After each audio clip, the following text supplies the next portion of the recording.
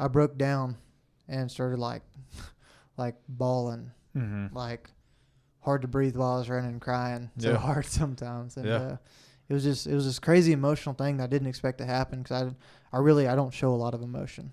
Yeah. Typically.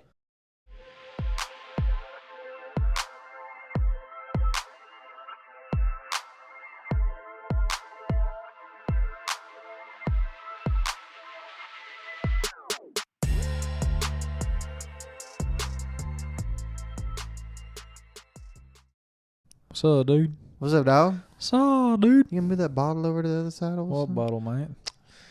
Gosh dang, I want to block your pretty face. Oh, is that it? Yeah, your squared up, trimmed up beard. I don't know what you're talking about. Ooh. Funny you bring that up, actually. Uh-oh. What we got? Already getting called out at work. It's all good. Oh, really? For letting it go bushy? Yeah. By like supervisors or what? By like VPs. Really? Yeah. Dude, like in a serious way or what? Kind of, sort of. Kind of, sort of like trim it up? Oh, man. Kind of like, hey, there's multiple aspects to this professional development, all sorts of things to consider. And, just kind of nice beard. Oh, all right. Interesting. You might not make it to February, brother. Oh, We're 2 months into the sucker? God, dude, you're such a responsible adult. You got like. Am I? Don't get me wrong. Like I get my balls busted over this beard a lot. Yeah. By people of all levels in my company. Yeah. But then there's other people at high levels of my company like kind of cheering for me. Mm-hmm. They're kind of hoping that they can. I don't know. I feel like they're kind of living vicariously through me with the beard thing. They're That's like, fair. Yeah. Can you how long can you keep it going? Like how long can you get away with this? Like, could he open a door for us? Like, what's going on here? There's a few cool cats that are cheering for me, and it's actually interesting because I'm reading. What's the name of that book again? Wild at Heart. Wild at Heart, yeah, great That's book. a good one. Yeah. Phenomenal book. Yeah, I'm reading through it right now.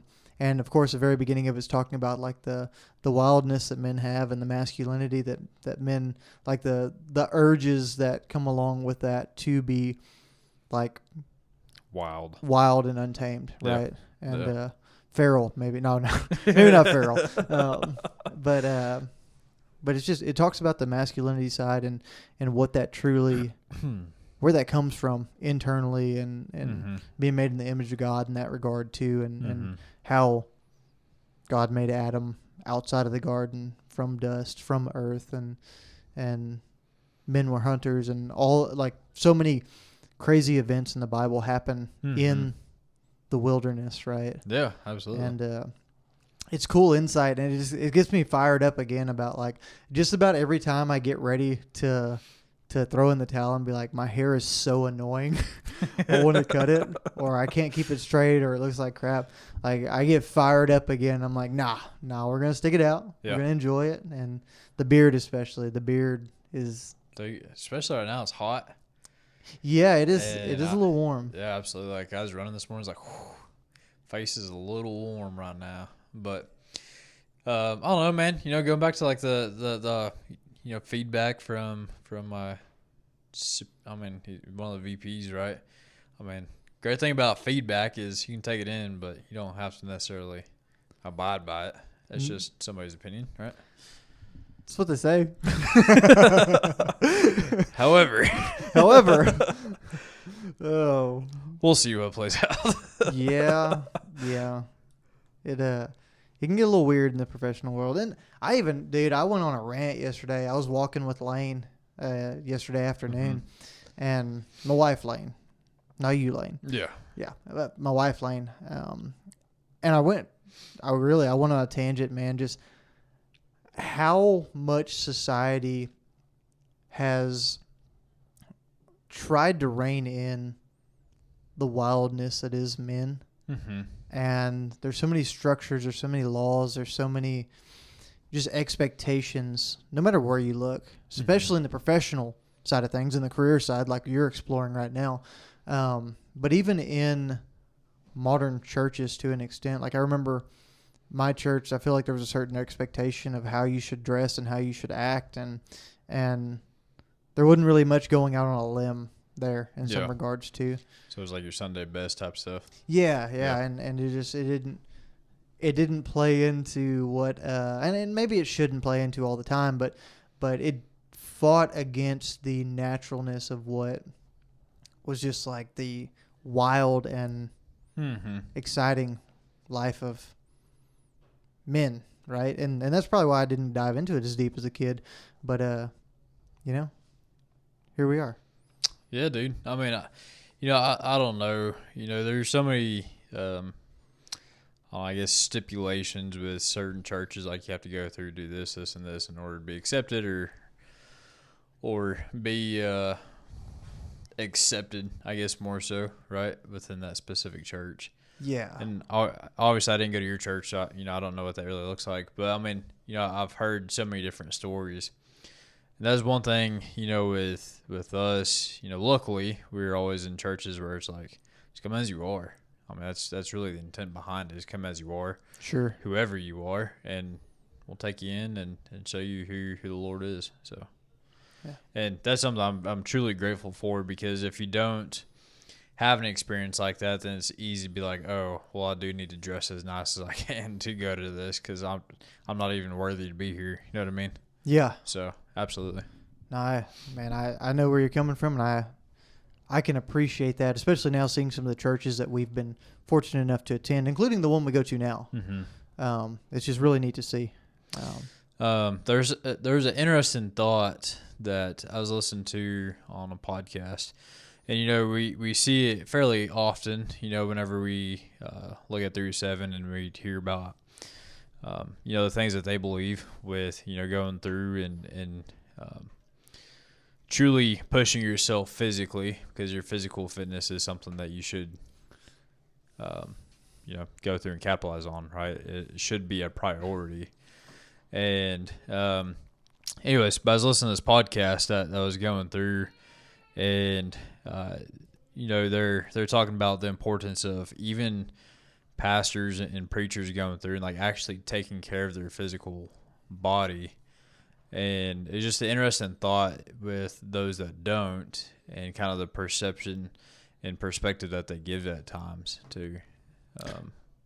Just how it just plays into like their whole mindset, basically, is what it ties back to, which is what I'm trying to tie back to, just to clarify it, I guess.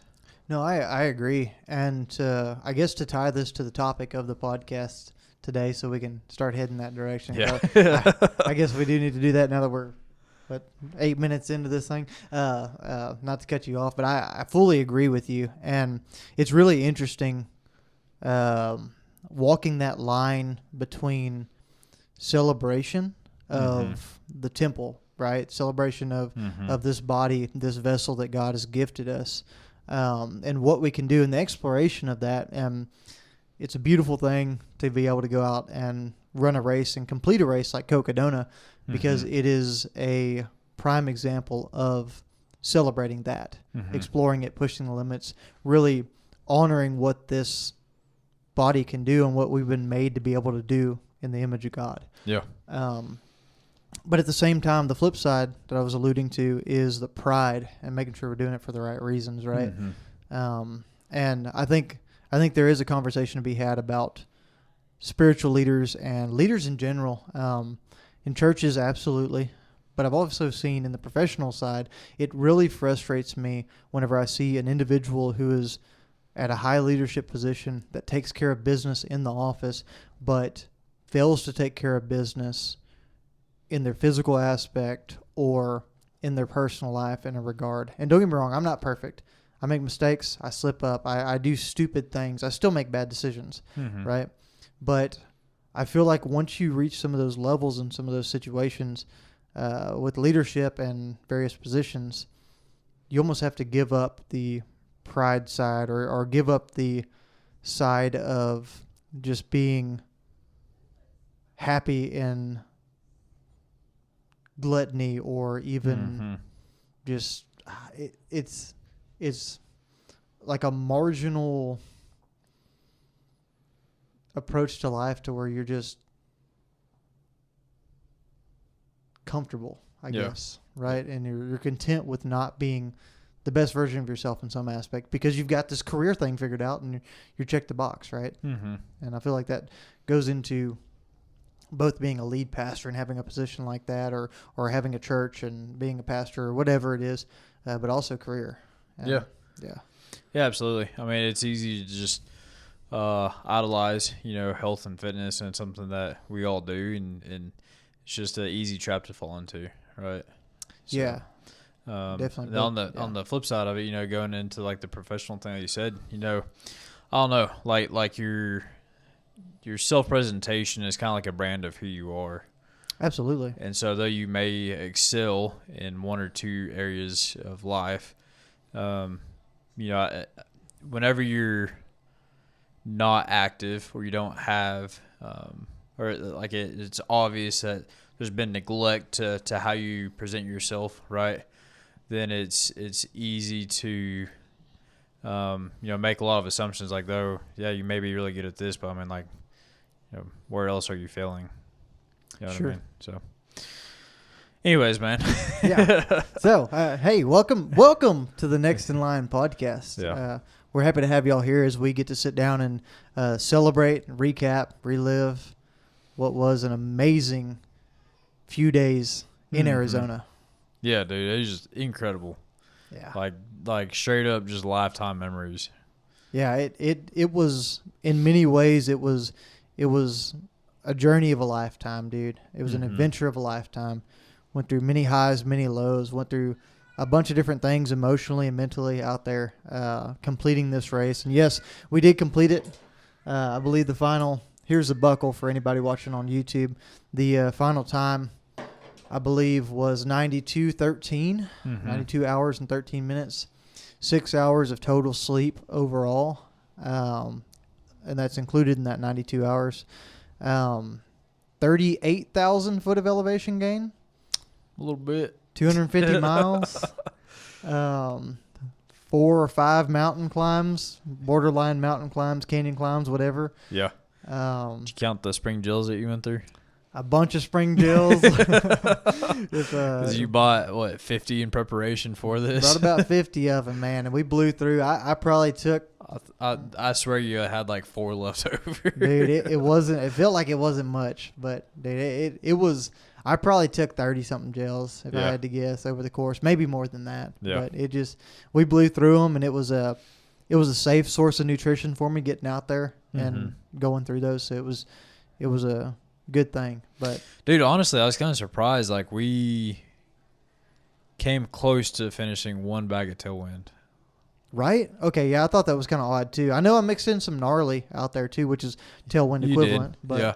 But I mean that was double scoops for both bottles and everything the entire time. Yeah, I think I even had y'all triple scoop through one section that Yep. was a little bit longer. Yep. So yeah, no, it was crazy. But anyways, sorry. but before we get further into it, Yeah. I do want to take a second just to say, man, first and foremost, you being crew chief and the crew that we had, dude, I could not do this. It would not have been as much of a success at all, let alone maybe even not finishing this thing, had I not had a phenomenal crew, a great crew chief, and just an insane group of pacers and people around us. Y'all were a well-oiled machine. We had never done anything like this. Not to this extent. No point-to-point moving aid station stuff. Yeah. We had done no races over 100 miles. Yeah. Definitely nothing multi-day like this. Maybe like a day and a half, 2 days was the max. But y'all guys and gals smashed it. I think everybody, as far as pacers go, I can't say enough good things about what y'all did and what we did out there and the roles that y'all played, whether it was encouraging, whether it was helping bring me back up in low points, whether it was helping bring me back down whenever I was too high and moving and jacked up, or just listening to my BS and trying to break trekking poles. That's right. Yeah, exactly. And we'll get those highs too. We'll get to that. We'll get to that and that emotional outburst. But man, y'all rocked it. So huge shout out to my dad, Billy Pitts, Jim Corbett, his really good friend, and now a really good friend of all of ours. Yeah. Chris Barnes, Mr. Lane Diven sitting across the table from me, obviously, crew chief and pacer. Then we had Kendall Diven, your wonderful wife out there. As part of that experience, we had my wife and Livy out there. We had my mom, and dude, we had so many people out there watching and keeping track. So then thank you to everyone that sent words of encouragement, that helped push us across the line, sent messages, sent replies, comments, all these wonderful things, just keeping us fired up and moving. So thank y'all for that. But man, could not have done it about any better, I think, as a crew than y'all did. Y'all rocked it. Yeah, absolutely, brother. It really is a testament to how important it is, who you surround yourself with, right? Amen. Yeah. And the crew that we had out there, dude, it was just phenomenal. I mean, there's not one of us that did anything more important than the other. You know what I mean? Like, we all played such a vital role in the success of what was Cocodona this year.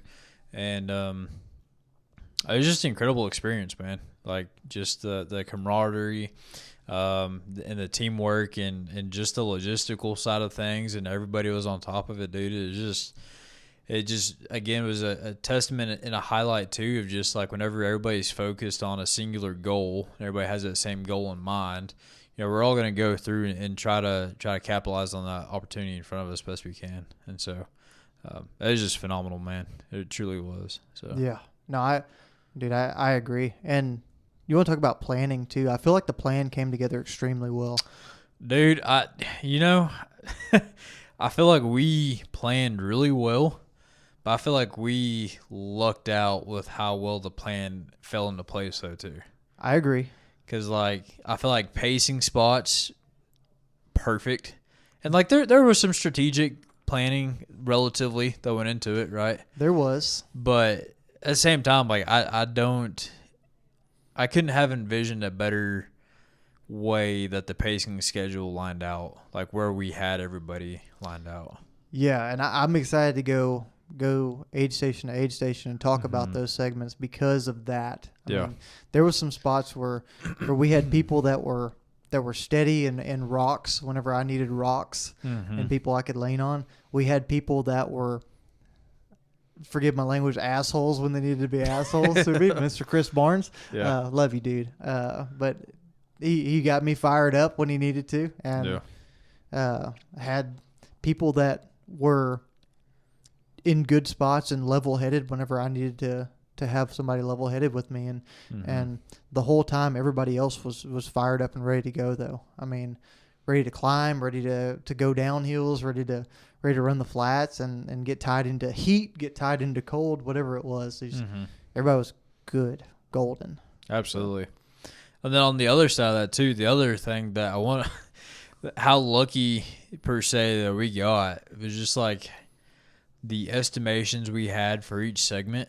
I don't know how we planned that effectively, but dude, we're spot on just about every single time. Yeah, if not, like we were 30 minutes to an hour ahead in some sections that moved better than others and stuff like that. But we straight up, there was some segments where we were like, okay, that's what he said he was going to do. Okay, all right, cool.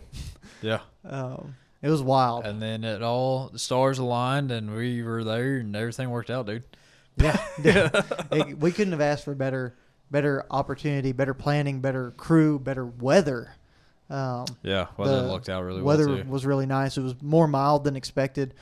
Did get cold on Eldon. We'll get into all that. But, it was just when we talk about an amazing experience, it's because all of the things that needed to come together the way they needed to came together. Yeah. So I guess you. Yeah, dude. I mean, so we've had a few episodes, leading up to Cocodona. We've talked about how much we immerse ourselves in just the environment, all the literally the hours of documentaries watched on Cocodona, right? Yeah. All the material going through, strategizing, planning out everything we can, just trying to really fully grasp the entirety of Cocodona without actually physically doing it, right? Sure. So, there's so much time in prep and even your training that all led up to this, right?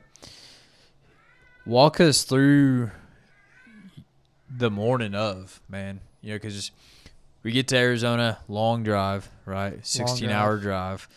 We had a couple pretty awesome shakeout runs that were kind of like, hey, like this is potentially what we're dealing with on like the smallest speck of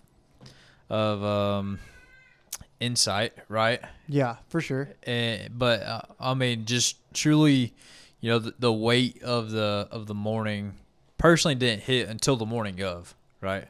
Agreed. And we're going down to Black Canyon City. We got Freebird playing in the Tahoe. We were banging Freebird out in the Tahoe, man. We're passing people, just burning up the highway up there. Yeah. Man, that morning, it all came too fast for me because it all hit me that morning. Really, what we were doing. It had started to since we got into Arizona, but the weight of it and the gravity of the situation really got in that morning. Yeah, absolutely. Like even whenever we're going through packet pickup, it's like, oh, okay, cool. Like here's some folks out here. Saw some big names out there too, but like the weight of it still truly didn't hit until the morning of. I fully agree with you, man. Yeah. And it's you get all the same jitters. Like you said, we woke up. I think we woke up. We had to be. The race started at 5. We were trying to be there at 3:45. We woke up somewhere around 3-ish. Got everything right. I think it's actually like 2:30. 2:30. Okay. Because I was like, sweet, that's 4:30 back home. I'll be good to go. That's right. So woke up, stretched it out. Got some coffee, got everything going. Some big old burritos. We had some huge breakfast burritos left over, so packed in what calories I could for breakfast. Stomach was feeling a little bit off from the start. Was able to go to the bathroom and do the pre-race rituals, so he didn't have to worry about anything there. And got everything gear on, gear-wise on, that I was going to be wearing for the first day. Had a big old heavy pack full of all the stuff that I needed to endure that first section. And hopped in the car. Like you said, we started banging out some Percival as we were pulling out of the driveway. We like a little bit of medieval techno music, you know what I mean? But that's an inside joke from Georgia. But we started listening to some good tunes, got some things fired up. Started discussing things, just getting hyped about what it was that we were going out there to do. It's dark. We're driving down the highway, screaming down, trying to get to because it always feels like you're running late, no matter what. It always does. Yeah, absolutely. And you're hauling butt down there to the starting line. And you get there, and there's already a bunch of people there. The line for tracking pickup, because they give us spot trackers for the race, and that's how a lot of you kept up with us. It was out the door, man. There's so many people. So I was able to actually, I ended up going to the restroom again. And then y'all had my pack at the car, and y'all had some things that y'all were working on preparation wise. Yeah. And I went ahead and hopped in line. At which point y'all came and found me, handed me carried my pack over there, and I had my pack at the start line there so I could get it inspected. They made sure I had all the water, since that section was notoriously brutal. They made us carry at least 4 liters of water, or at least have the capacity for it. So they wanted to make sure we had that. They wanted to add the spot trackers on, make sure our bibs were on, all that good stuff. Make sure we had race director or race command's phone number in our phone. GPX files, all that good stuff. They checked that yesterday, but they kind of did an overview. Yeah. Yep, absolutely. And then it was just hanging out, man. And it really was. And, we went through and we were just going through it. And I don't know, it's like that awkward, like, wait time where it's like, we're ready to get this thing going. And then they hit us with a delay. Yeah, when 5 o'clock rolls around, they're like, hey, folks, we still got a bunch of people in the tracker line. We're going to delay just a little bit. Yeah. We'll start at 5:15. Yep. And which was okay because it meant that we didn't have to mess with headlamps pretty much. Mm-hmm. Because that sunrise out there is super stupid early in Arizona. It's like it really is. 5 a.m. Yeah. So it's like all the jitters, everything, and then they tell us we're going to delay. And it's like, okay. All right, cool, whatever. So did that even like mess with your psyche any? Because I feel like one, trying to comprehend, any race, but let alone like a 250-mile race, right? It's going to be a few days that you're out there, at least a couple days, right? Yeah. And so in one regard, with your shorter races, like, dude, I just want to get this thing going, that I can get out there, hit the trail, and be done soon, right? Sure, yeah. But this, it's like, well, shoot, dude, I got 3 days. What's another 15 minutes? Man, and that's exactly what my mindset was. I was like, they told us 15-minute delay, and I was like, all right, cool. I get to spend 15 more minutes with my crew, get to spend 15 more minutes with my wife and daughter. Cool, whatever. Yeah. So chilled out, just had my pack on, had all my gear.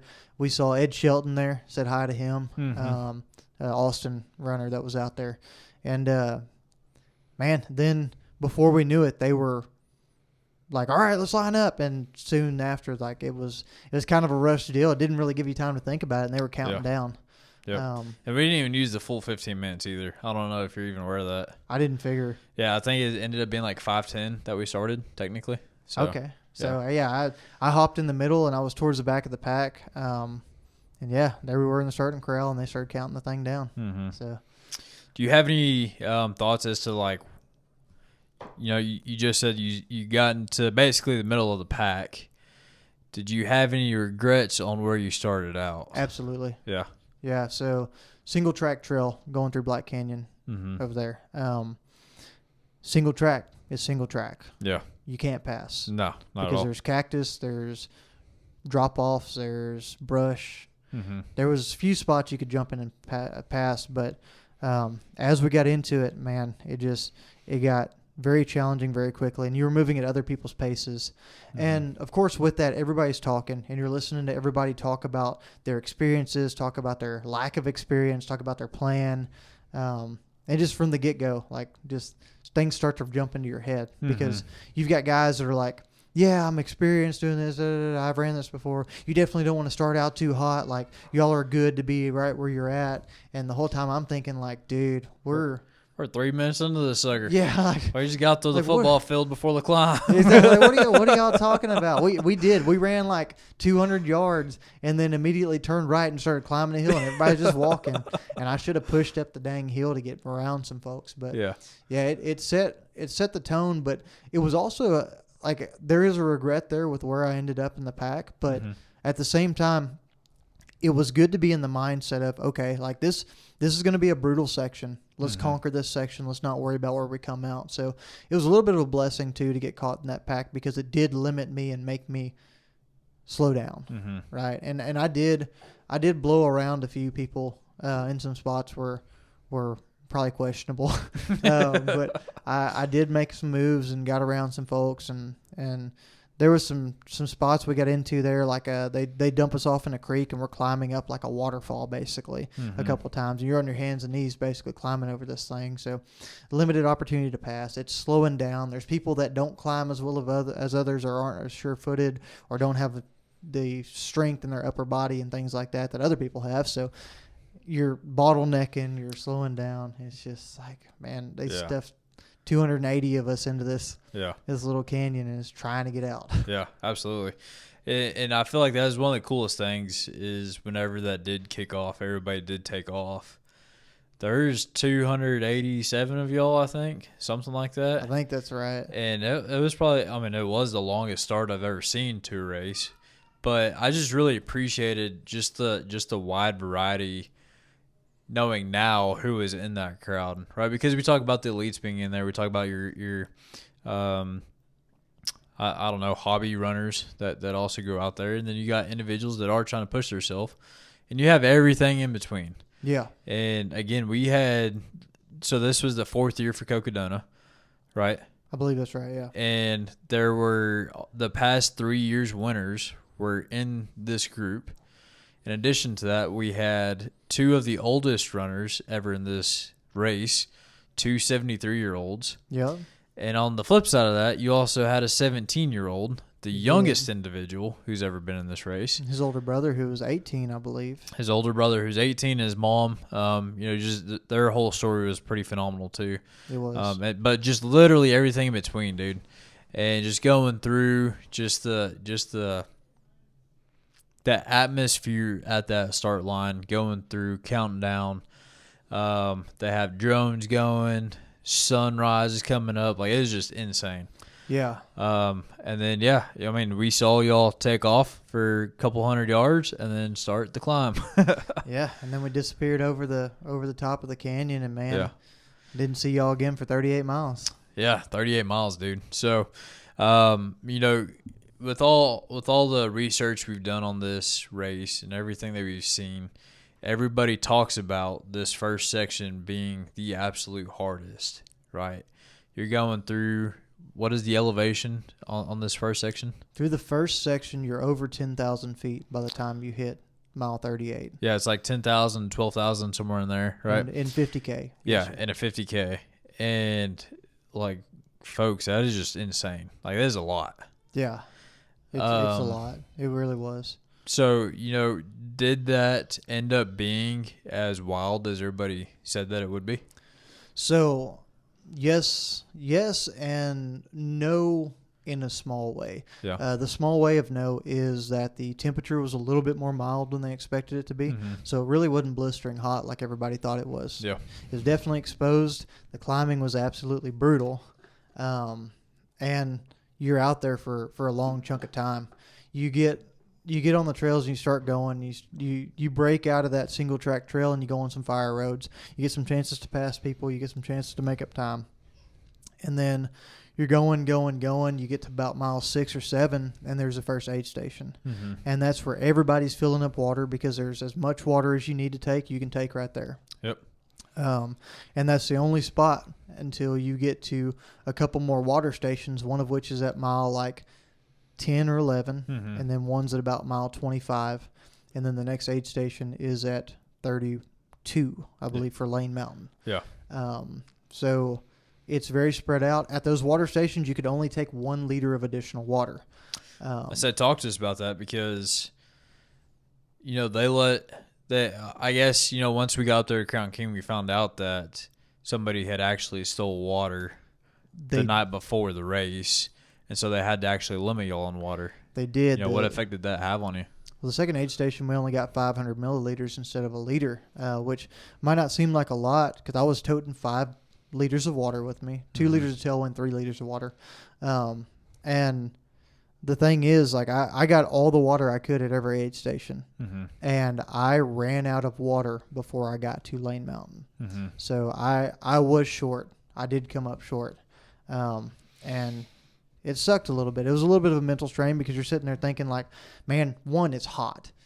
And 2, like, I just got to make it to this next spot. So I got to be conservative, so I'm not drinking as much water as I should, which also means I'm probably not taking in electrolytes like I should, or paying attention to some of the things I should. Mm-hmm. Maybe I'm not eating as much nutrition as I should, because can't wash it down with water. Mm-hmm. So there's all kinds of factors going into that. But it was kind of a tough deal hitting that first water station. They had some frozen grapes at that first water station. Mm-hmm. And a guy dancing around in a grape suit. That was kind of interesting.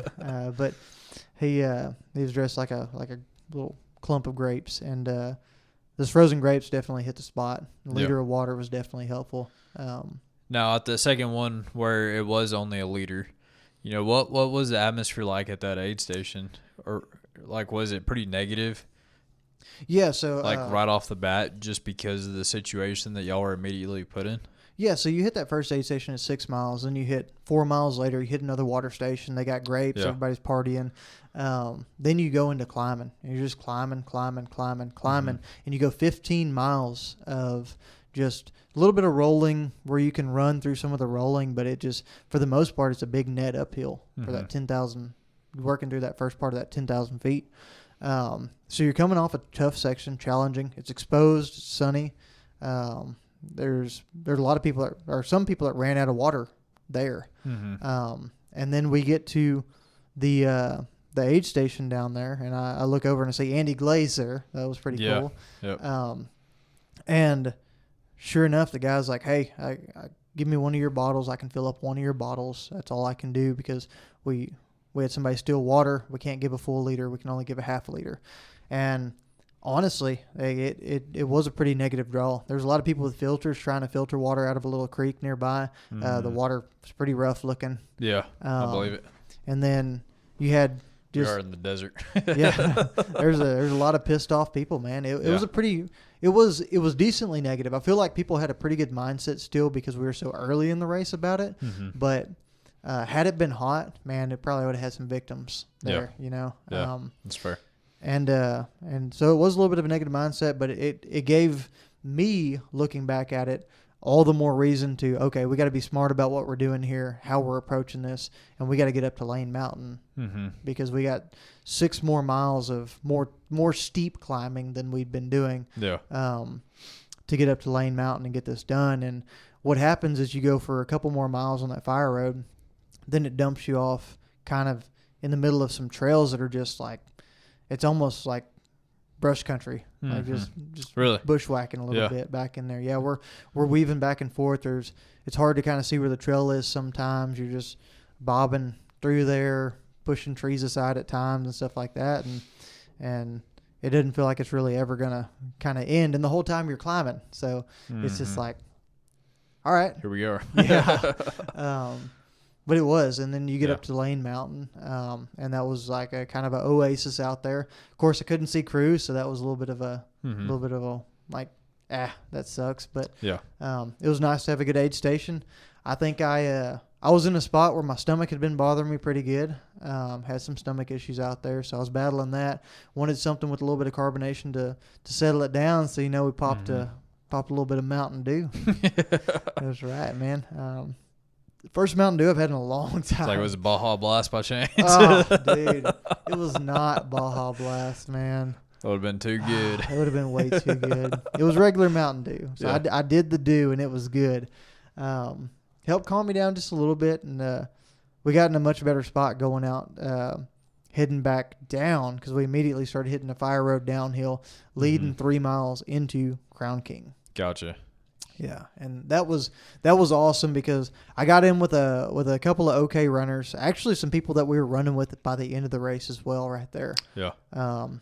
So I kind of stuck with that, or we all stuck together more or less somehow. It wasn't planned by any means, but ran the same kind of race, and it was good to be around some good people with positive attitudes going through there. And it was a net downhill, so we were cruising pretty good. I don't remember what my pace was there, but it was like 10s and 11s, I think, at some points, and even down to the 9s, going down some of the steeper spots. And just kind of wondering the whole time, like, man, are we ever going to get to Crown King? And then finally we round the bend and see a guardrail up there and a whole bunch of people. Yeah, so, that's awesome, man.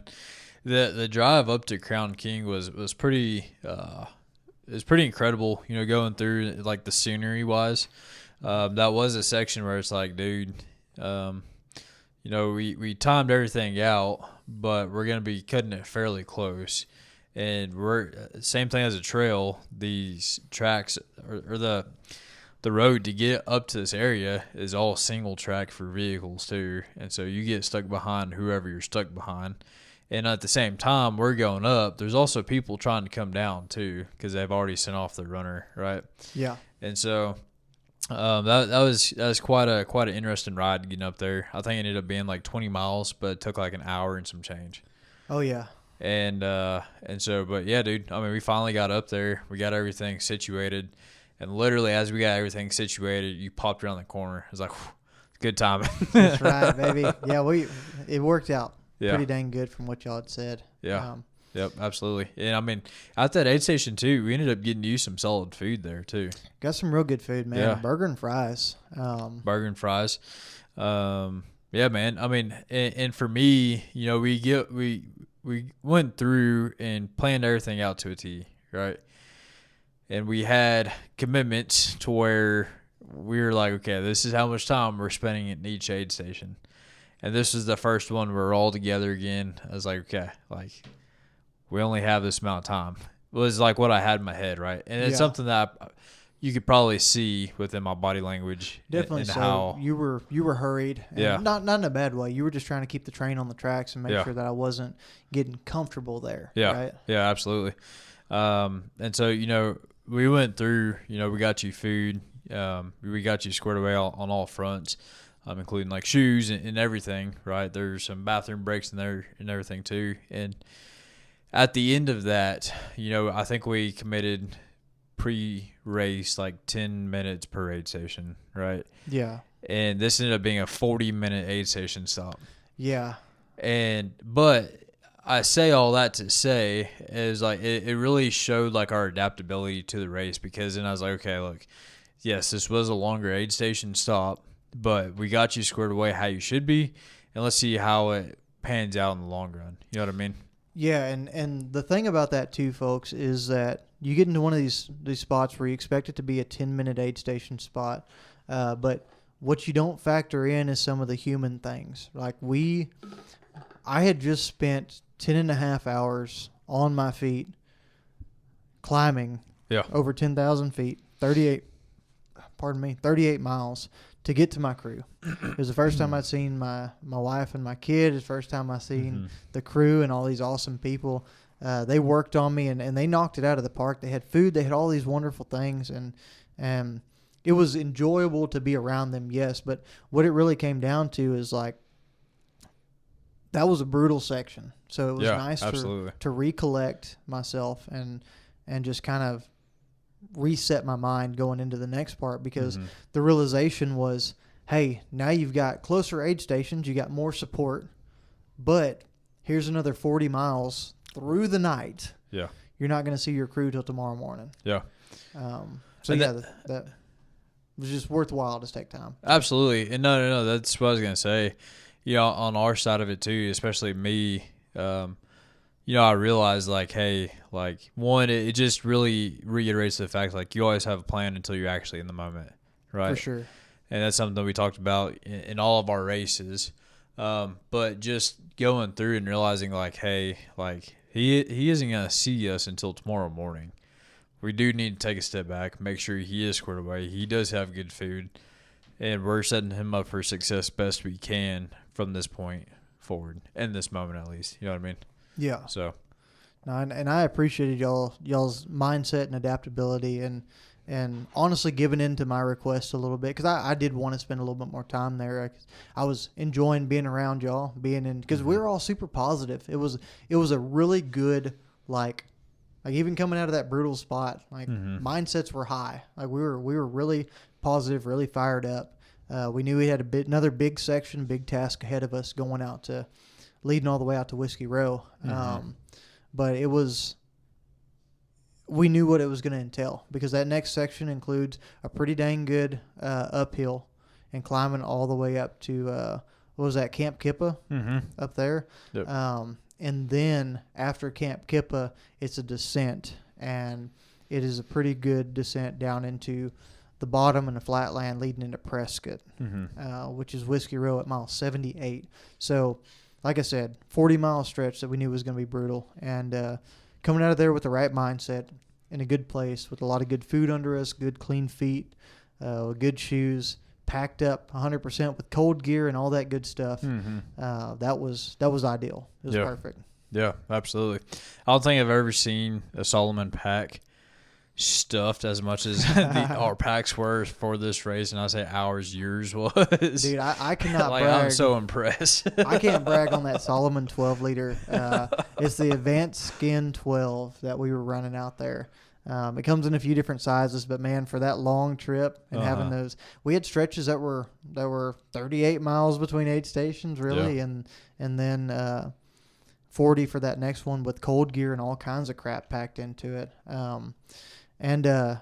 It did the job, dude. It was awesome. Absolutely. I think gear was on point for this whole deal. Absolutely. So we're at Crown King. We do wrap up our food. We wrap up that aid station essentially. What is your mindset leaving that, knowing, I'm not gonna get to see y'all till tomorrow morning? Were you still in a pretty high spot, even though you knew you had a long night ahead of you, or what did that look like for you? Yeah, I was still in a pretty good spot. I had a really positive mindset because it was just an awesome experience being at Crown King, especially like we talked about it. We submerged ourselves into all this beauty that was documentaries and posts and all these things people put out about the race, and they talk about the oasis that is Crown King for that first section. Dude, Crown King is a pretty awesome spot. It was a dope little town. Right? It's a trek to get up there, and you would never know about it unless you knew where you were headed. But it's pretty dang cool getting up there and seeing that. And that's exactly how I felt leaving it. It was like, man, like we were there. Like that's the spot. We were there, dude. So it's just cool. Yeah. And I think it was somewhere in the neighborhood of 4 o'clock or between 4 and 5 by the time we were out of there. So it was getting close to starting to get dark, and we were headed down some of them trails, and just moving out. And I was in a pretty high spot, leaving there and going through some of those sections. Probably that next section going down to Arasta Creek was one of the most important sections of the race for me, mentally and emotionally, to be honest with you. And I can dive into that a little bit. But it really in a high spot, even though we were climbing again coming out of there, because you had to do a pretty good little climb up once you got past Crown King, and then you drop way down to Arasta Creek for that aid station before you started climbing up to Camp Kippa. Yeah, absolutely. There's just so many different aspects to this race, and throughout this, you're gonna have so many different things that you just kind of have like a realization about, right? Or a revelation, whether it's something that self-perceived or something that God was trying to show us or teach us in those moments. You just said Arasta Creek had a pretty heavy impact on you, right? Yeah, the trip down there especially. Yeah. Before right as that sun was setting. Dive into that for us, man. Man, so I've been going through, and there's a couple people I tied into on the trail. And we were all running together here and there, doing this and that. I'd get ahead of some folks; they'd catch back up here and there.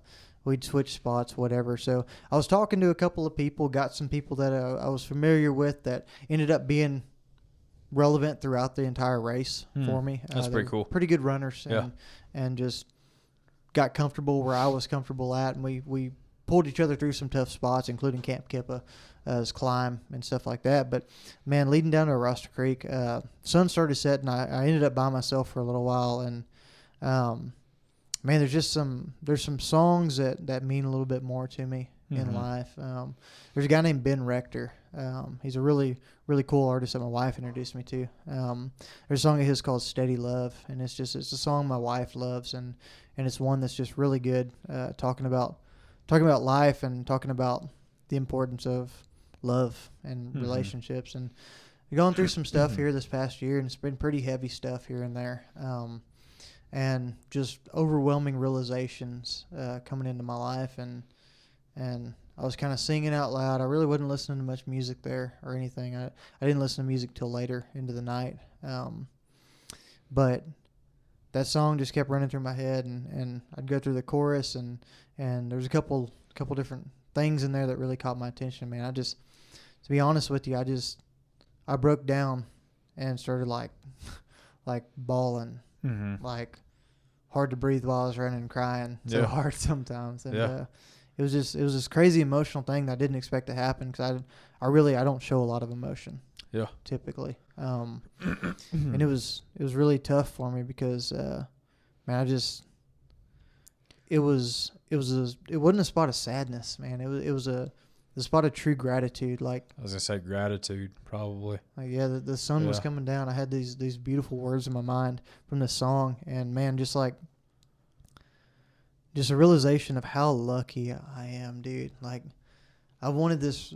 Like, it started off like I wanted to be here in this race for so long, and I'm sure leaving Crown King, like, that emotion was already stirring in me, and just being like insanely grateful for the opportunity to come do this. But then, like, diving into the music and the lyrics and thinking about my wife and my daughter and just the role that they play in my life and what I'm able to truly take part in every single day in life, and the realization of how that's the important things, and that's what really it truly is more important to be grateful for. And it's so easy to look at everything and get caught up in the mundane and the normality of life, right? And just the monotonous wake up, work out, go to work, come back home, get a couple hours with the family, dinner, shut it down. You're staying steady in like the rut per se. Yeah, right. in the rut. That's a great way of putting it. And just losing sight of the things that actually matter, right? That leave that big impact on you.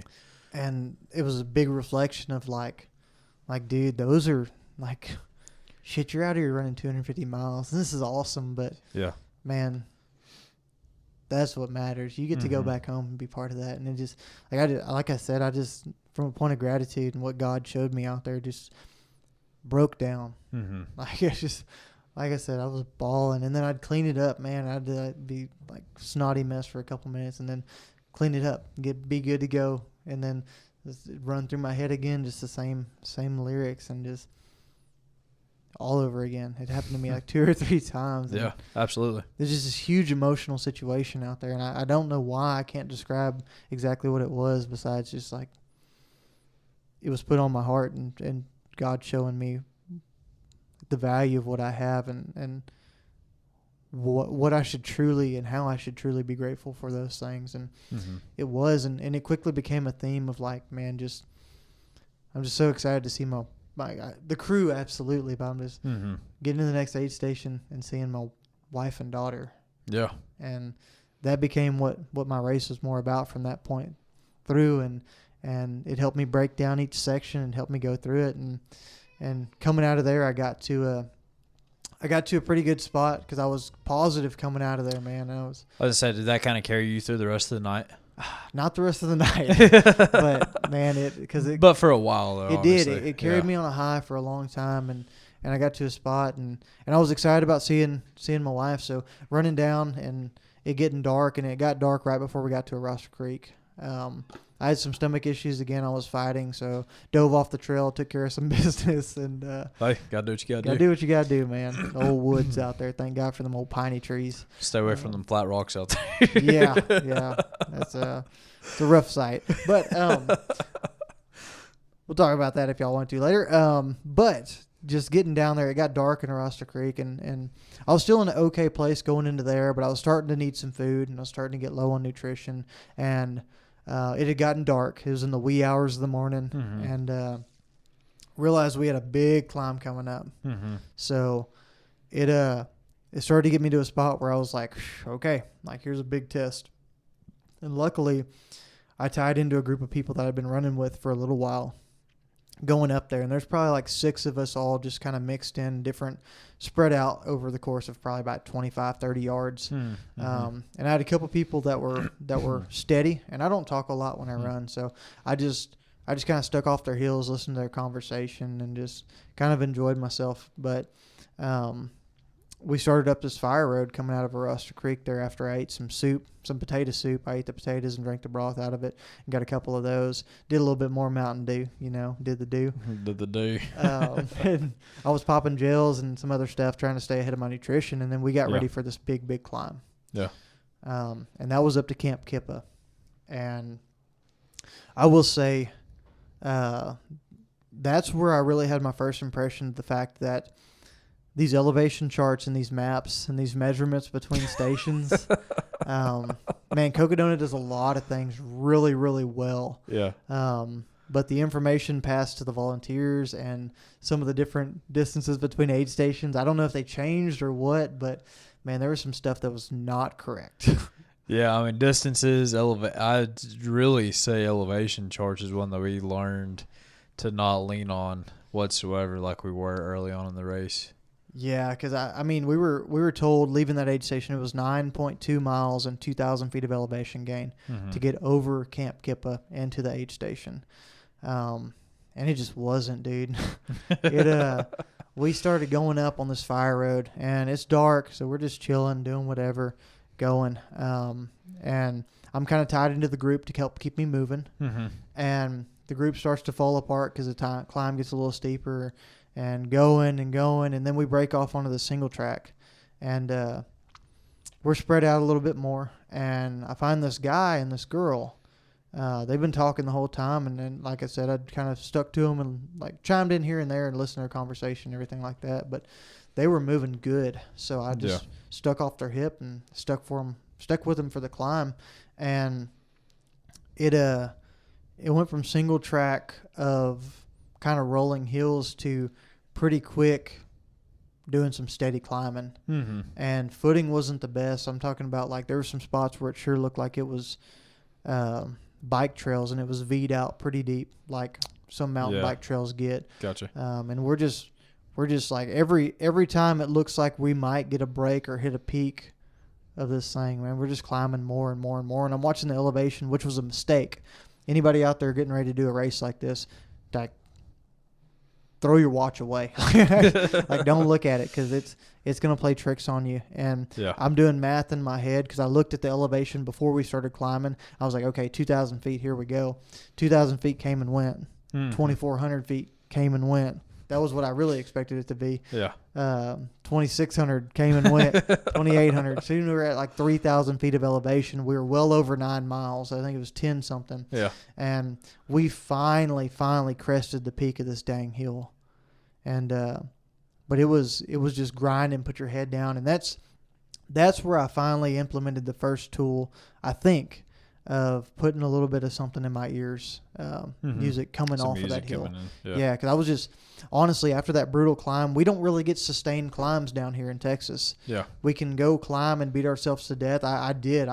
I went out there and did 30 miles or 25 miles of hills one day, just like hill repeats over and over and over, spent hours out there. But it's not a sustained climb the entire time. It's not a sustained climb. Yeah. There's a relief of downhill. Yeah. After maybe it takes you 10 minutes to climb the hill. Here you're climbing for like hour and a half, 2 hours. and we found that out later that it became a big factor in some of those climbs. But coming up to Camp Kippa, that was the first point where it was just like, holy crap, dude, like what the heck? And so it did. It kind of put me in a bad spot coming off of there. And then you're expecting, with the way everything was laid out, that the aid station was going to be pretty quick after. And we started running downhill a little bit on these fire roads coming over the top of Camp Kippa. After this, I came up behind this guy and this girl, and I was actually moving faster than them at one point. And they're like, hey, do you want to go around? And I was like, no, y'all are towing me up this dang hill. And they did, man. That girl just kept consistent and drove and drug us along and kept us moving and motivated. It was awesome. So huge shout out to her. I didn't even catch her name. Yeah. But we went through a wire gap and went through some other spots and confusing turns and trails, and some people got kind of turned around and lost, but we were able to get through it finally. And we started coming down that hill, down that fire road. And it was smooth sailing, so it was easy and everything like that. But, man, we get going downhill, and then it'd roll back uphill a little bit and go down. And I expected the aid station to be within a mile of the peak up there. It turned out to be 3 miles down the road. So after that big climb and after that sustain, and it was dark and it was challenging, and because we were climbing so consistently and still moving, I got behind on my nutrition a little bit, just because I was trying to power through it, which is always a mistake. And so I got into kind of a negative place. Yeah. And I was looking for that dang aid station, looking for it. And finally we see some lights up ahead, and it's like, okay, there we are, perfect. And we get there, and it's a right turn. We go in there, and we go into this little parking lot, and they say, okay, follow this trail around here. and you follow this road, tuck back in here, and you go back down a ways, and you go about half a mile.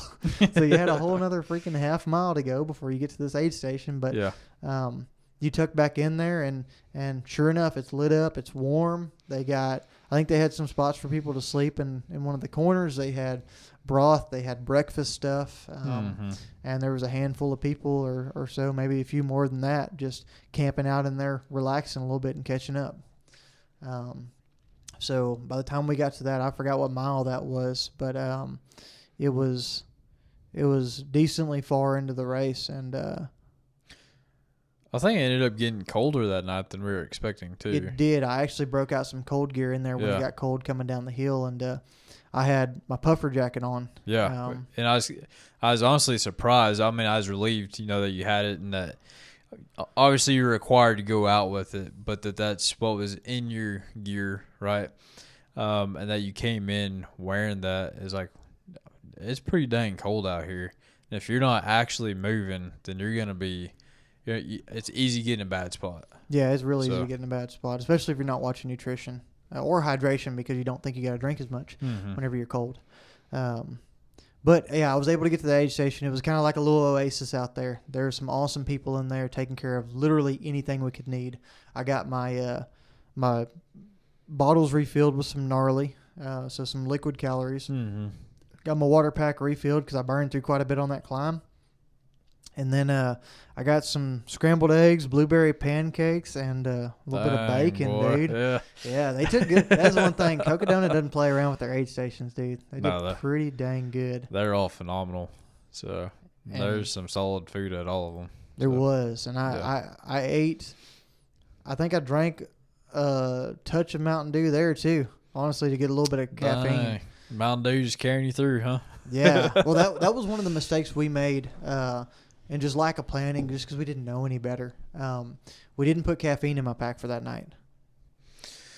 No. So I guess a couple different notes on that, because we did talk about it at the aid station. Yeah. I don't know if you remember the conversation at Crown King, but probably not. You actually, so we were going through, making sure that we had all your gels in there, some actual food items in there for you too. Your bottles were topped off, good to go, bladder good to go. And the topic of caffeine did come up. We held back on it due to one, you did go through and say, it's like, hey, if it's early in the race, I don't want to mess with the caffeine right now. And we still probably should have put it in there anyways, just in case. Hindsight 2020, yeah. But on the other side of it too, I mean, we're of that same mind. It's like, yes, I mean, we are by the time you get to Whiskey Row, you're 78 miles in, something like that. And so we should have known we should still put something in there. And it should have been part of our plan, is what I was getting at. Yeah, absolutely. And it's just one of those things that there are so many simple things to overlook or just not consider whenever you're going through and trying to strategically plan out something of this magnitude, right? Absolutely. And the nutrition game, it's it's a game of chess. It's not a game of checkers. Correct. No, it is. And all things considered, though, there are so many opportunities for stuff to go wrong. And we did so many right. And so agreed. Yeah. There's literally two things that happened that I think were quote unquote could be considered mistakes ish. And that's one of them. Absolutely. That was one of them. Yeah, and absolutely. That's not flawing y'all. That's inexperience on all of our parts. Oh, 100%. It's something we know now, especially with Dad getting ready for a 200-miler in Nebraska.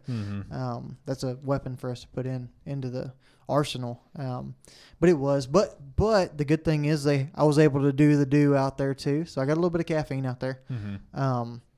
And then try it, man. It was kind of like an oasis. It was hard to leave that aid station knowing that I was going to be beating down fire roads and still had another, I don't know, probably long ways. It was like 18 miles to go or something like that, maybe more than that. Yeah. So it was probably about 15 to 18 miles in there. And it was a trek. So definitely had to get to a spot where we were feeling a little bit better, a little bit more energized, and got going. But the caffeine didn't last long.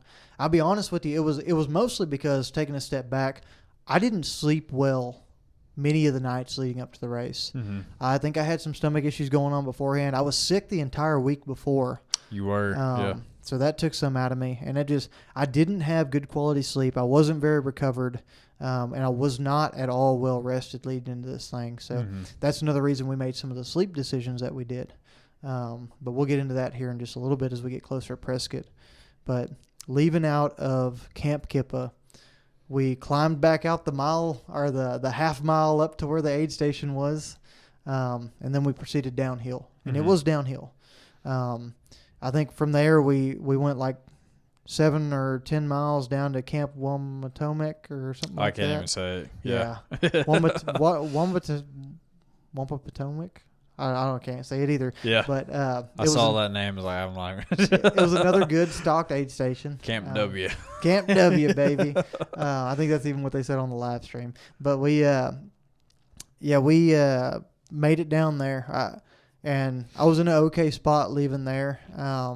Got into that town, got a little bit of food in me. I was starting to eat consistently at the aid station, some kind of solid food, just because I knew I was going to need it. And it was cold, and it gave me a reason to sit in there for just a minute, catch my breath, and then get fired up to go back out, which I really didn't have that much of a problem leaving aid stations, honestly, because I was ready to get to Prescott and get to Whiskey Row and see y'all. So left there, and then I think the next aid station after that, do you know where that is?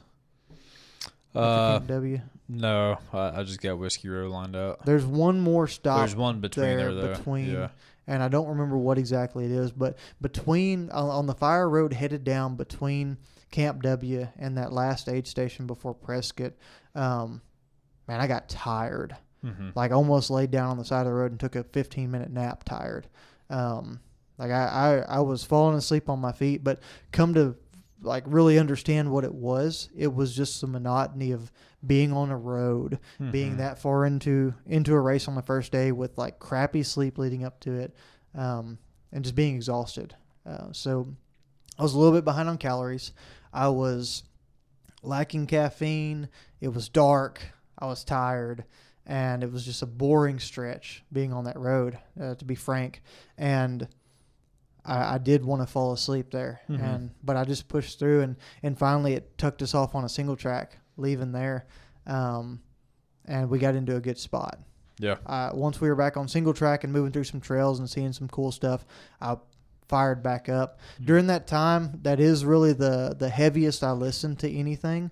I actually threw on a podcast that was the church service that for the church that we go to down here, Alamo Community, since we had missed this past week. They uploaded that sermon. Yeah, and I listened to it, and then I took a U-turn and listened to Andy Frisella a couple of episodes. Get both ends of the spectrum. Yeah, it's a pretty good change of spectrum for anybody that knows the Real AF podcast. But listening to them joke around and goof around and yell at each other and all that was a little bit of fire that I needed after that, and it made me think, got me re-engaged, and then I had a little bit of music playing after that, just some kind of easy stuff as I went down to that next aid station, grabbed some food there, grabbed some more Mountain Dew, and then I rolled out of there and headed to Prescott. And there, the course got kind of weird. We were down in this little like park area kind of thing and kicking around on some trails leading up before we got to Prescott. And really what it came down to, man, was there was what the watch said, what the markings were, and what you actually saw out there were two or three different things altogether. So I found myself watching my watch and just like the GPS on my watch and just all over the dang place. Couldn't figure out exactly where I was going. Couldn't figure out some of the trails sometimes. So we limped through it. And then another guy came up behind me and he was like, yeah, that wasn't marked well at all. And I agreed with him and we kind of went through it, and I started to gain some ground, got away from him a little bit more just because I was moving better than I was expecting to there and felt good. Yeah. And then once I got away from him a little bit, I caught a T, and dude, there's a trail that split off to the left on the GPS, and I couldn't find it. And he got there, and I think he was experienced with that area, and he was like, okay, let's see what we got. And we both stopped and looked around, and we see trails splitting off different directions. The trail goes to the left, right, on the GPS. Yeah. So we see a trail to the left, but it bends too far to the left, so it doesn't match the GPS. Yeah. And then we see a trail to the right. Obviously, it's not that one. Yeah. There's no flags or anything, so we're just like, okay, we don't know what we're doing here. And we look up, and there's this pipeline that's running, this exposed pipeline, right? Yeah. And we climb up to it, and just on the other side, there's a narrow, like 18-inch wide trail. And it followed the freaking GPS, and that was it. Yeah. So it was like guessing. We probably stood there for a few minutes just trying to figure out what the heck to do. And finally, we got up on that pipeline, and okay, there we go, and took off and went for a little ways, and then we saw course markers, and we're like, okay. We're on the right track. On the right track, baby. Headed to Prescott. Yeah. And we did. We took off going to Prescott, and rolled through that section, got a little bit tired. It was kind of a weird deal because we dumped us out from that single track trail into some road, and we made our way through the outskirts of Prescott for a while. Then came into part of the town where I feel like we were on the opposite end of town at one point, just because we spent a lot of time on roadside and sidewalk leading into Prescott, and it was beautiful, sprawling what we could see at night. Yeah, Prescott is a beautiful town. Yeah, really nice areas. Yeah. I really enjoyed it. That's a theme throughout the whole duration of Cocodona. But, man, felt like forever going down there, running these rolling hills, going into there.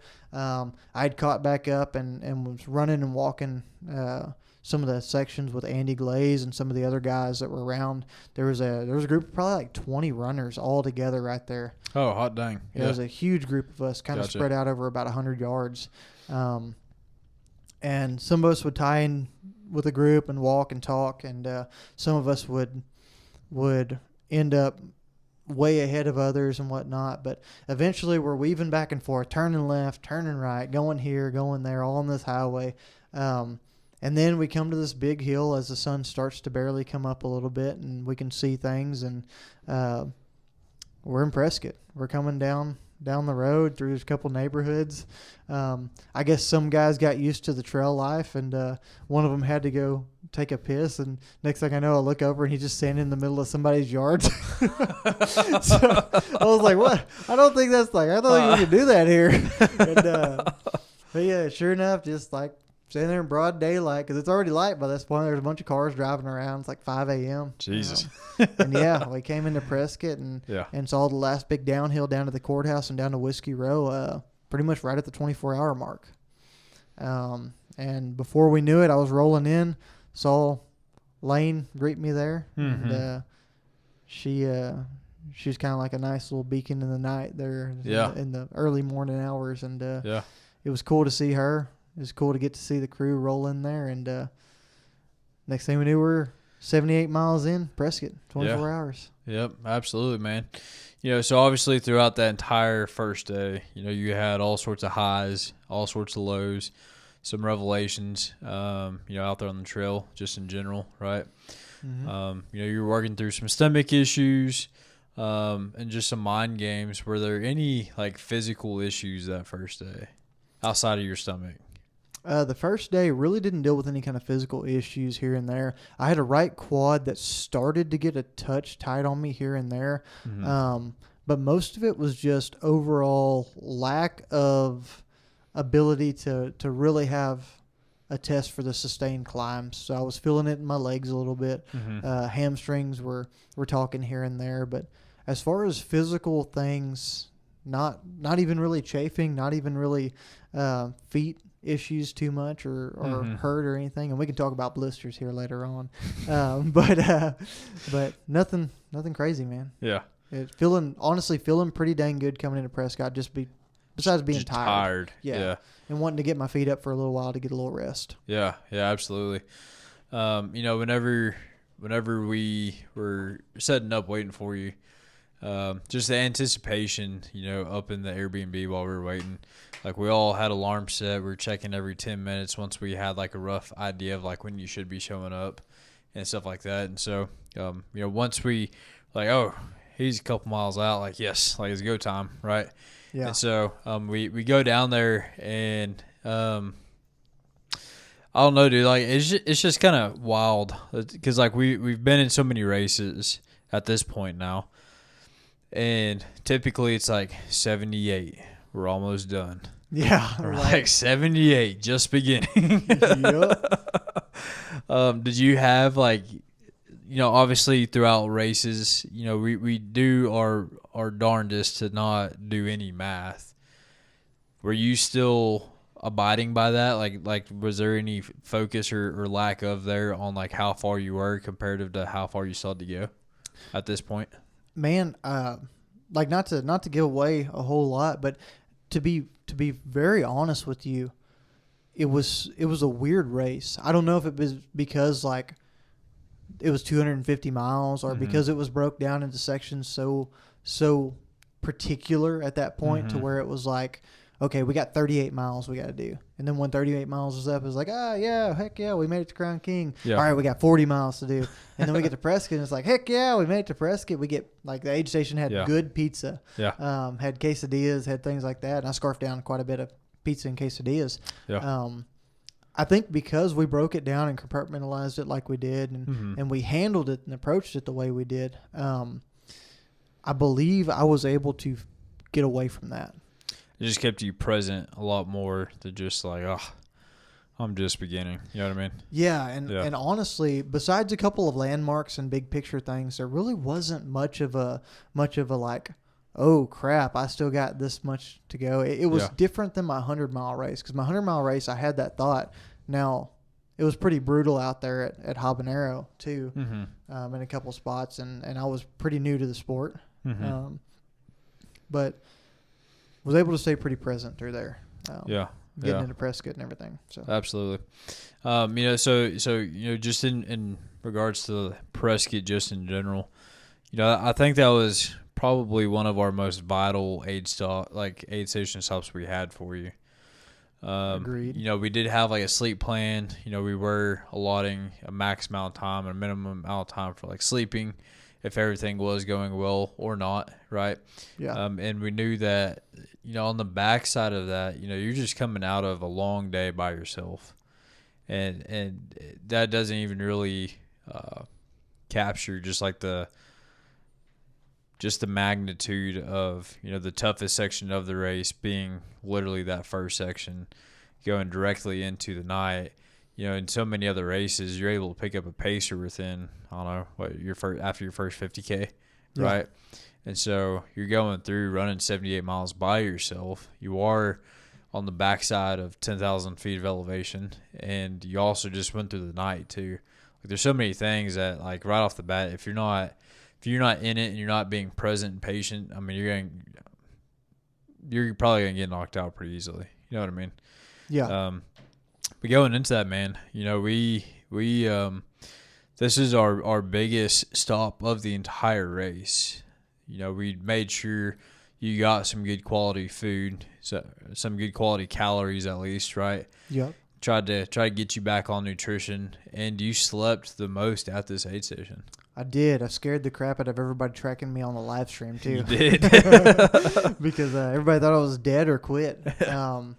Got to Prescott, and I think it was funny how it worked out, because I was at that point, after going through the night and having the feeling as tired as I was, and also being on my feet for as long as I was, I knew I needed some kind of sleep. I didn't know. I wanted it to be a longer section because I felt like we were not going to sleep once we got further into this thing as much as we did here. But it was cool how we were all on the same page.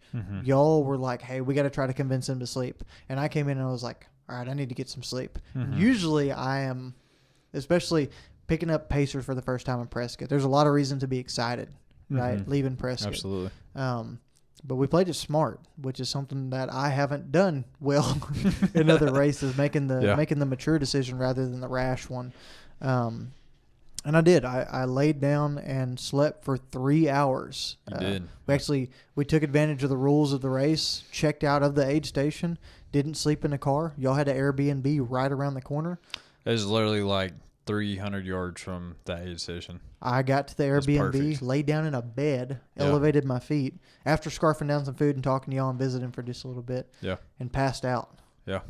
Slept for 3 solid hours. My wife came and laid down with me. It was cool. Like it was just a peace. And honestly, like as stupid as it sounds, 78 miles into this race for those 3 hours, that's the best I'd slept in like probably 2 weeks, you know, and it was just full out relaxed. I was dead tired, so I fell asleep fast, and there we go, you know? Yeah. And again, I think that was probably one of the more pivotal, if not one of the most pivotal spots aid station wise for us, because again, just the magnitude of like everything you went through on that first day, right? And this, we were trying to make sure, obviously, you know, trying to set you up for success best we can, but we're just trying to guarantee it basically with this was our mindset behind it. And, you know, whenever you're having good quality sleep on the back end of that huge effort that you just had, after having a good meal calorie wise, going through taking down electrolytes, taking down some calories, and just some water and everything like that, really sets you up for that next section as best possible. And so, you know, we were all amped. You know, obviously we had a really good breakfast that morning as well. Once you got up, we all had some eggs and hash browns and bacon and everything else too. Sure did. Before getting back out there on that trail. And it was like, oh, yes, like we're through with the harder part of the race per se. And now we all get to really start to be a part of this race in more of a capacity than just crewing, right? Yeah, Pacers are green light. And man, I know from the conversations, I think y'all had a dinner that night before that. Is that right? The Pacers did. And y'all just were all froze on up. a rooftop, yeah. Yeah. Yeah, that's nice. And, but it sounded like y'all were pretty fired up and like really determined to get going. Yeah. So that was cool to hear and see. Absolutely. Yeah, man. So, you know, you come in and you're about to head out with your first pacer, which is your dad. You know, what was like, did that just amp you up that much more, like on your end of it too? Like, yes, I'm finally getting pacer. It is, man. We put Dad as a pacer there because he's steady. He's a good evaluator. He can see where I'm at, what I'm dealing with, and he can communicate that really well to everybody else. It was also a section where we could move a little bit. I know he's been pushing himself and getting out there to move a little bit too. So we're able to endure some things that we weren't fully used to in the Granite Dells over there around Lake Mathis, but also able to cruise on some good trail and spend some time together just talking and get some good time on the trail together. So yeah, absolutely. I want to take a second too to say leaving Prescott was so cool because apparently Aravaipa puts flyers out to the community. And there were so many people with tables that had water on them. There were so many people like there was a mother and a daughter that had like little chunks of banana bread and little cups of lemonade they were handing out to all the runners. That's pretty awesome. Dude, is so cool. Like everybody was so nice whenever you met them. And we're running through town and leaving. And we're seeing some beautiful spots of Prescott. I mean, it's beautiful leaving town. We know we're headed to a really cool spot with the Lake Mathis over there, which is one of the most beautiful spots on the race. And we're just cruising through there, man, on the streets, and it was good. Dad was telling me how y'all were doing, what y'all were going through, what y'all's mind was thinking, and then he was asking me how I was doing, getting a good evaluation of everything, and at that point I was getting back online, but I had the night before I started to have a little bit of quad sensitivity in my right quad, just from beating it on the downhills, I guess, for a while, and pretty soon after our start, we started hitting a little bit of downhills going through town, and my right quad started talking pretty good. And I was decently worried about it, you know. And every time we hit downhills, it would flare back up. So yeah, it was coming out of there. I'd woke up and I felt pretty rough. Yeah, I felt kind of feverish just because of the nastiness and everything that we were in. It was so dusty out there, breathing all that crap in, but a few miles in, I'd kind of kicked the feverish thing, and then my quad kind of gave in a little bit and relaxed a little bit here and there. Kind of quieted down a little bit. Yeah. And we ran through some flat, ran through a city park, kind of just relaxed a little bit and talked and enjoyed it, and came up on the lake, and smooth trails for a little while, and then it dropped us off in the Granite Dells on Lake Mathis, man. And if you're listening to this podcast, go take a second and look that up. It is absolutely gorgeous. It's just big old chunks of granite slabs, just rocks in this awesome lake in the middle like lakeside, yeah, and there's chunks of rock, like big rock structures in the lake. There's a waterfall we went to at one point, a cool little runoff area, but we're just weaving in and out, like on all fours at times, crawling up and down these rocks, up and over. The trail's all over the place. It's got these white dots on the side of the rocks, and that's all you're able to track it by. And it is, man. It's just like boom, boom, boom, boom, boom, navigating this whole thing. And it was a challenge. It was a challenge to get up and over. It was a challenge to navigate it at times, but we persevered. Dad helped me find the right path a couple of times where I got turned around here or there, looking for things or getting my head down and going. And I started to get a little frustrated here and there, and Dad was able to keep me cool, calm and collected. He's always been great at that. Just very level-headed. Yeah, and, absolutely. Old Billy Joggins. Billy Joggins, man. That's what's Zen master. He is, dude. He is, and he did. He kept me at peace, and we crawled through the dells. It took a little while to get through there. Had a couple of miles back and forth, and then we got out of the dells and came out the other side. And I think we hit a pretty good flat trail and ran all the way out to Iron King Ranch, tying in close to mile 90. Yeah, absolutely, man. So, from the very first day, from the start of the race to kind of ending, at Iron King, looking back, what was the most pivotal point for you within that time frame at this point in the race, at least? At this point in the race, pivotal point. I can take that as like. There's a couple really. I guess there's a couple different ways you can look at that. Yeah, a couple different ways to look at it. From like an emotional and spiritual standpoint, that first day, that moment of gratitude, like I know I didn't dive deep off into it. It's a pretty personal deal, but it was so beautiful and satisfying. Like it was such a great place. Absolutely. And then just the perseverance of pushing through some of those spots, and then even a super pivotal thing and something that made a huge difference was getting that rest and those calories and that good long stop to set us up for a wickedly successful big portion of day 2 and into 3. Absolutely. Absolutely. Going into Iron King, were there any reservations? Like, were you holding back anything, as you started transitioning into the pacer, like having a pacer with you or anything, being that it was still early in the race? Or was it more so like just one section at a time, like we try to preach and implement within our training? It really was one section at a time. We were pulling intervals and moving pretty good through Iron King. I think there were some 11-minute miles and stuff like that. Being 90 miles into a race, I'd felt pretty good about that.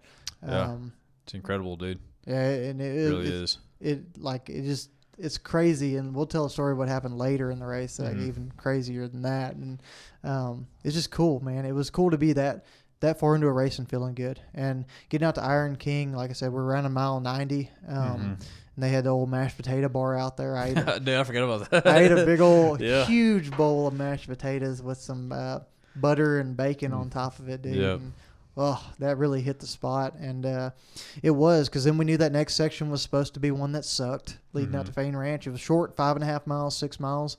But Jim popped in for a short deal of pacing, and we blew through that section at Fain Ranch, dude. I think we surprised the crap out of y'all. Yeah, we miscalculated that one. Yeah, I think we'll dive into that. Yeah, we almost beat y'all to that aid station at Fain Ranch, and then Fain Ranch, the Satisfied station, was dope. Had those white couches sitting over there and just chill. They had chicken tenders and mashed potatoes. But yeah, Fain Ranch, we just beat our feet across 5.5 miles of open cow pasture is what we did. We ran probably the first mile and a half through the field that we went through along the roadsides. We pushed as hard as we could in those sections, and then we just stayed real steady and consistent leading across some pastures, and it got us through. We had a tunnel crossing there under the highway where we went under a tunnel. It was a little bit of break in the shade. But, man, Jim was a rock star, just leading the way and keeping things going.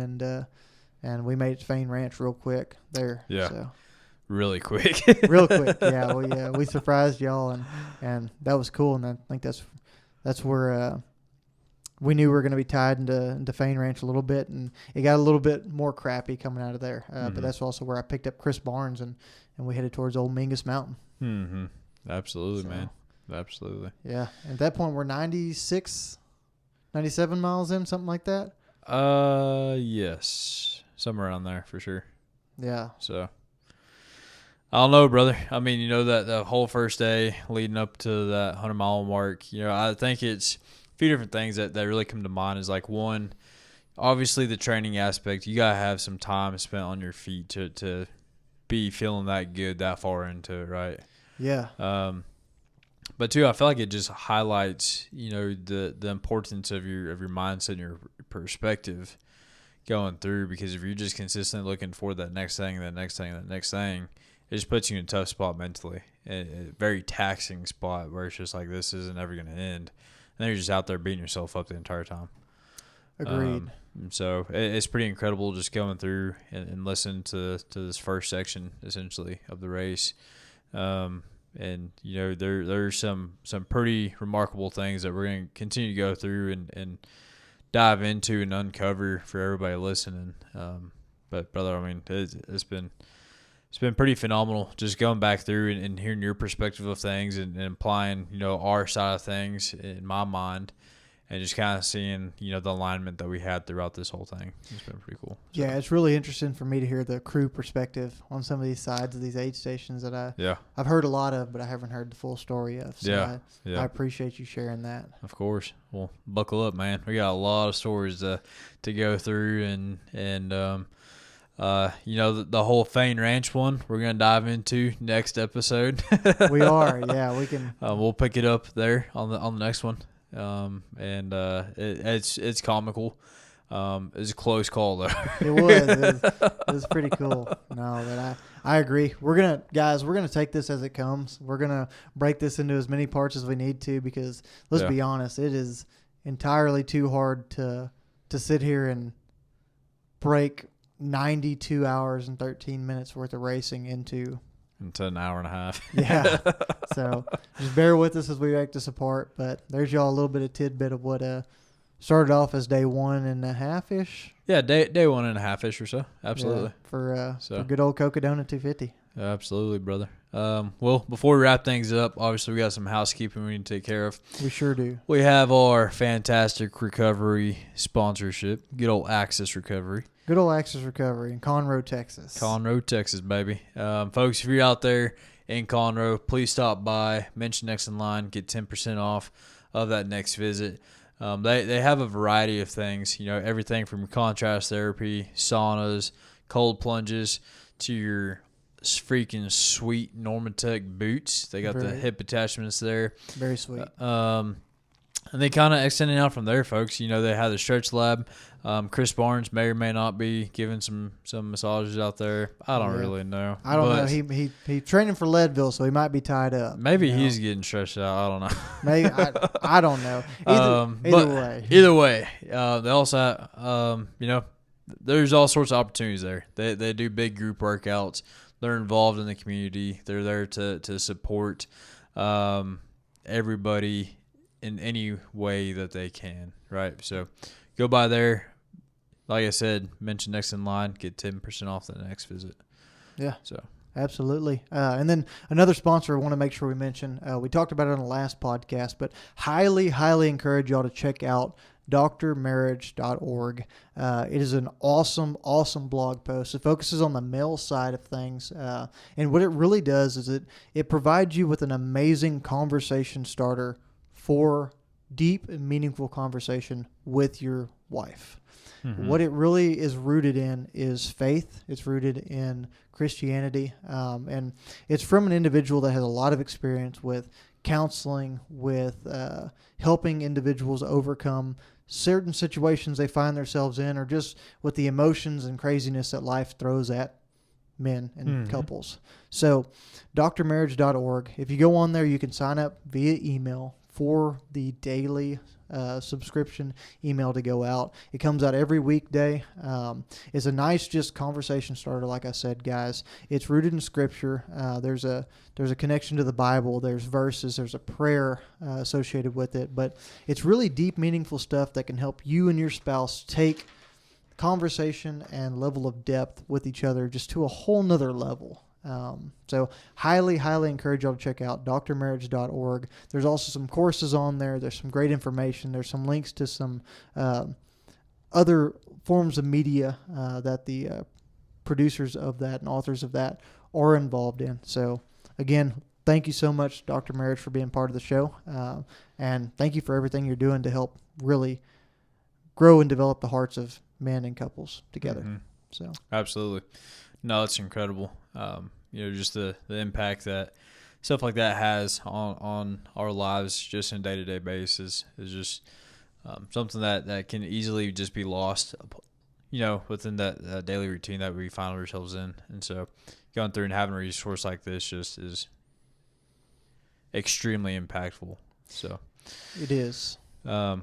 But folks, we're going to be going through, like Chance said, talking about this over the next episode, maybe another one in there or two. And if you have questions, send those in. I imagine at the end of this, we'll probably go through another Q&A. We had one on the trip back, and there were a couple questions that came in after the fact. And so there's still an opportunity there. We're looking for involvement on y'all side of things too. Yeah. And then on the flip side of that, if you're going through, if you're looking for some insight or help on your training, 75 hard, if there's any professional advice, I don't know where we can really stand on that, but we're here for y'all, right? We're here to support y'all.